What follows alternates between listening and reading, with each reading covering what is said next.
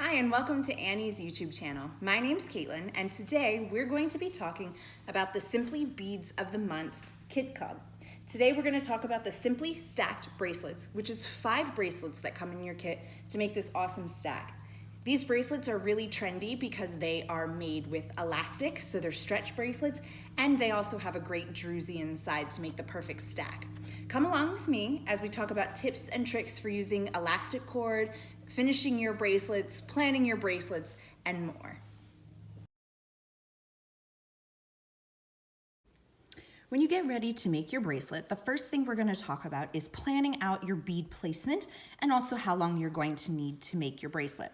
So you can see here I have a stretch bracelet on, and I'm going to take this because I like the size of it to figure out how long I'm going to need it to be. I'm just going to lay it down here, and I'm going to see that at where it folds in half is halfway, and that's 3.5 inches. So that means my total bracelet is going to be 7 inches. And that makes sense because that's usually the length that I make. So I'm going to use my tape measure as a guide as I plan out my beads.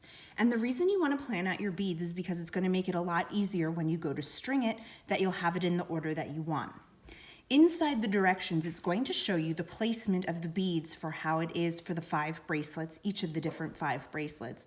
But basically, you're going to take your beads and you're going to make up your own order, and you're just going to lay them out, getting them as close as you can, as if they were strung, and then that's going to help you determine how many beads you need to get to your bracelet length. Once you have your bead placement and you're ready to go and string your beads onto your elastic cord, you're going to cut the length according to the pattern. The first thing you want to do before you start to string it is you want to pre-stretch. So just grab it and gently pull on both sides and move along so that you get the entire length of the stretch cord that you have cut. Why do you want to do this, you might be asking? Well, when you stretch it out, it makes it a little bit stronger because you're moving the molecules that are inside the stretch cord. It also condenses everything in there and will actually make it slightly longer. And the reason you want to do this now is because you want to have the full length before you get started stringing, as opposed to stringing it, start wearing it, and then it stretches out. So always make sure that you just stretch. You're not pulling too hard, but just a little bit to stretch it out and stretch it. Okay, once you have that, you're going to go ahead and you're going to take the end of your piece and you're going to start stringing it onto your beads. And in this case, it's quite easy. Your stretch cord fits right nicely into the holes of the beads. They're not too small, they're not too large. When you go to the store, if you're going to make any of these bracelets afterwards, you'll find that there's all different types of stretch cord. And you're going to want to find something, as you can see here, that fits the hole of your bead without being super snug. And what that's going to do is that's going to help keep down on the wear and tear, because when your stringing material, no matter what it is, fits the hole of your bead, it's a much better fit. And it won't scratch on the elastic cord, causing it to break. I want to also show you this other tool that's really great. This is from Beading, and it is a tool specifically made for making or stringing elastic wire or stretch cord. It has an eye on the end, and this is your bead stop so your beads don't fall off. And on this end, it has a little bit of a hook. And what you'll do is you'll take your beads and you will slide them on in the order that you like for as long as you need them to be. I'm just going to string on just a couple here so that you can see how this works. Okay, so once you have your beads strung on here, we'll pretend like, we have the full length of your bracelet.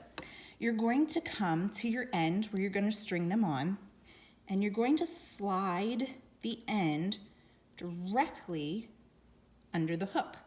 So now my end is in there on my hook. It's not going anywhere. And I'm just going to slide my beads down over the top. This could be a little bit tricky because now you've got to go through 2 pieces of cord, but just kind of keep working it as best you can, and they will go over if you have to do one by one, and pull them down. And now you have the exact order that you laid out, and that was much easier because you could kind of slide them all on at once. Then you would just take this, slide it off, and now you're done. You do have to be careful though if you use this tool. It is gonna put a little bit of a crimp into the end, so you wanna keep it as close to the end as you can as opposed to putting it down here in the middle because you'll have to cut that part off. So that's what you're going to do to go ahead and string your bracelet. Go ahead and string up all 5 of them if you like, or just make one at a time, and we'll move on to the next section of the video.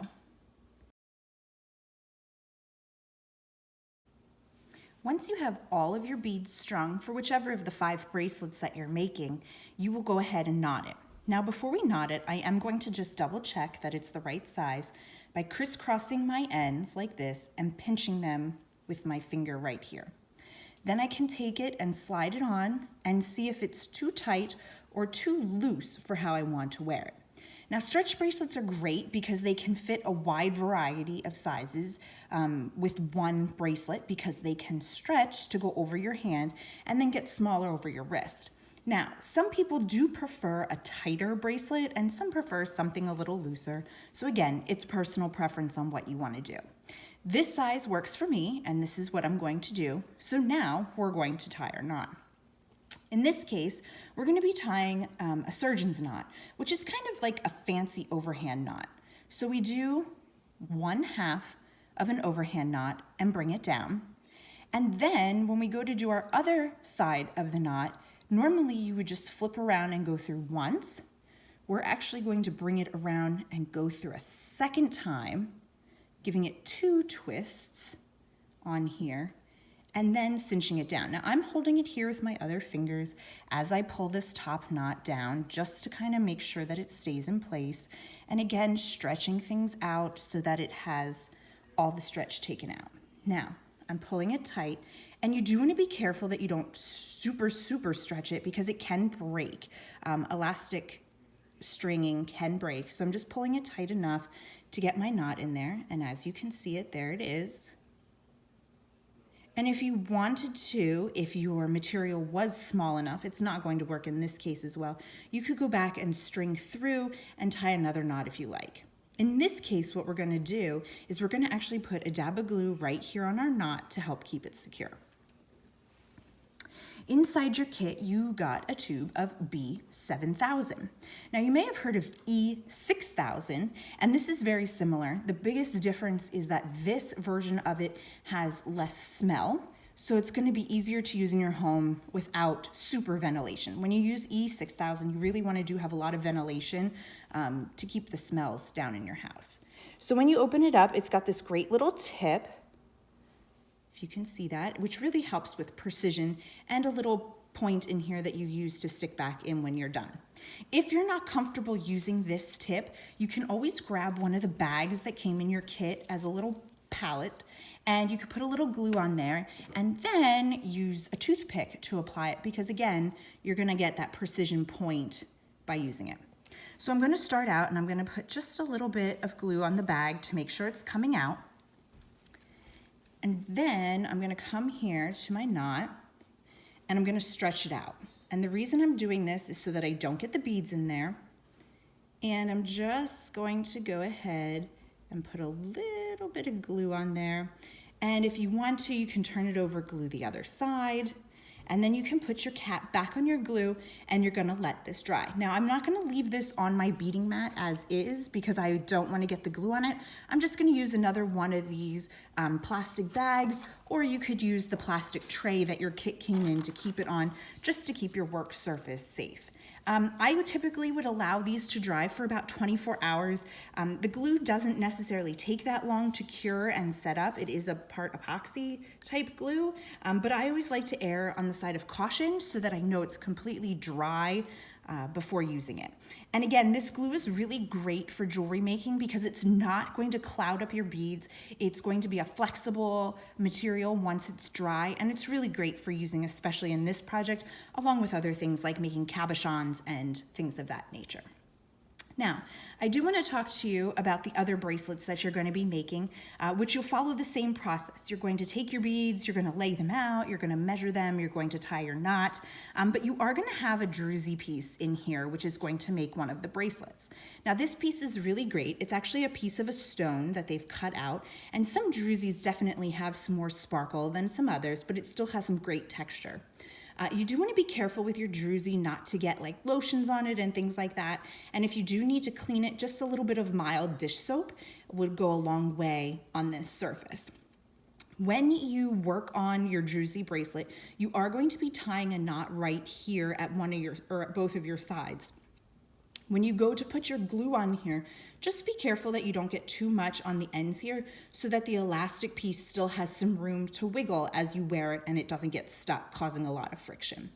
So you'll go ahead and you will finish out tying off and stringing all of your beads for each of your other 4 beading projects, and then you'll have your stack ready. Thanks so much for joining me today to make this awesome stack of 5 different stretch bracelets. I hope you learned something new. If you're not already signed up for the Simply Beads of the Month Kit Club, please check the description box below where you can sign up to join me here each month and get a kit for yourself to make along with us.